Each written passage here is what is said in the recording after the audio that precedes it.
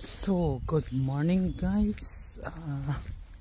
Maglakad-lakad muna tayo dahil sa hindi makapasok ang aking sasakyan dito dahil ayan ang sitwasyon ng kalsada.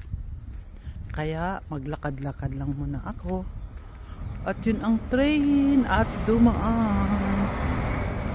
So, tingnan ko lang guys kung hanggang kailan itong construction na to, kasi nakakasagabal na talaga sa akin. Sagabal na to sa akin guys. Hindi makapasok ang sasakyan kaya maglakad na lang ako. O ayan ha, tuwing umaga lalakarin mo yan. Titingnan nyo guys kung gaano kung gaano kahaba ang lalakaran ko. So, ayan o diba? Doon ako galing ha. Yan na pagbalik ko.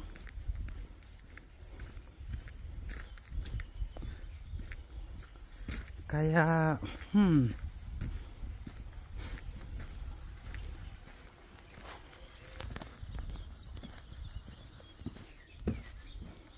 so, alas 6 na guys, alas 6.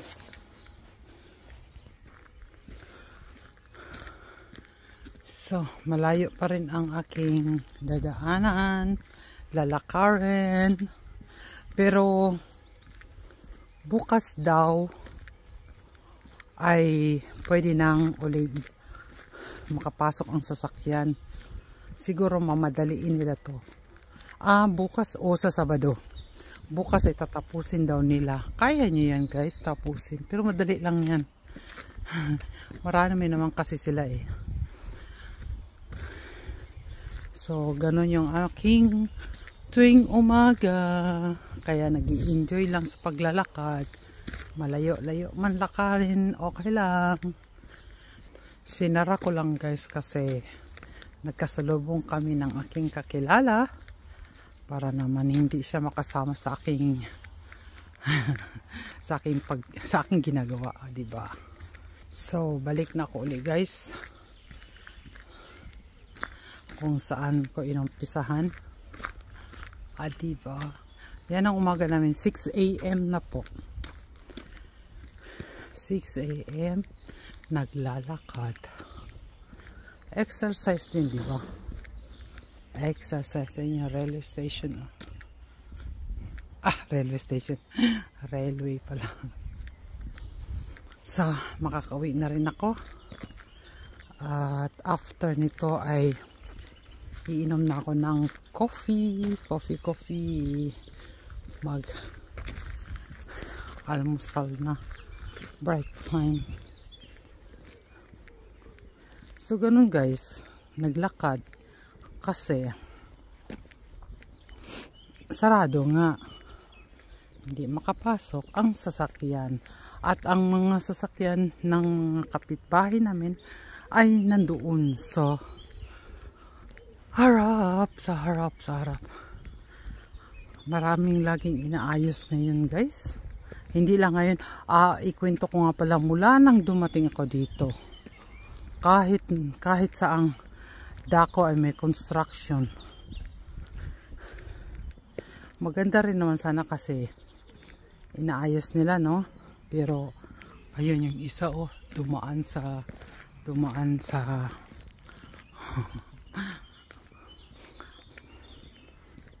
yan. Siya, tumabok dyan, Maganda rin naman na inaayos ang kalsada. Inaayos yung, hindi kasadang inaayos ngayon ha, kundi yung daanan ng tubig. Yung daanan ng tubig at canalization. Ayan. Last year, ang ginawa nila dito,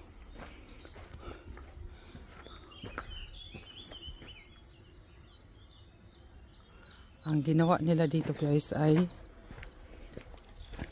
about internet and electricity. So, Ngayong year naman ay ito naman yung kanal. Tingnan mo kung gaano kalaki yung pulog na yun. Diba?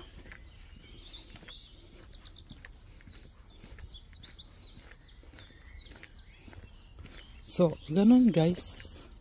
Sa umaga, tuwing umaga. Pero, sabi ng kakilala ko na hanggang bukas na lang daw to. So, it means sa Sabado ay makakapasok na yung aking sasakyan. Pwede na rin siguro bukas. Pero tingnan ko lang. Tingnan mo yung ayan guys ang ginagawa nila. Ayun. Ayan. Diba? Yung kanal niyan guys. Yung kanal. So, hanggang dito na lang guys. At ako'y sasakay na sa aking sasakyan. So, bye!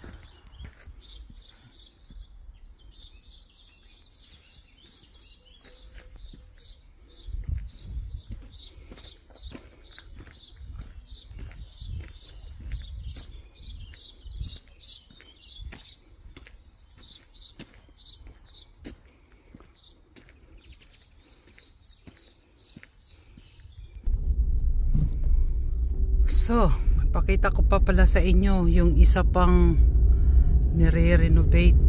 Ayan naman ito ay tapos na. Ayan, tapos na. At yung isusunod na naman ay ayan.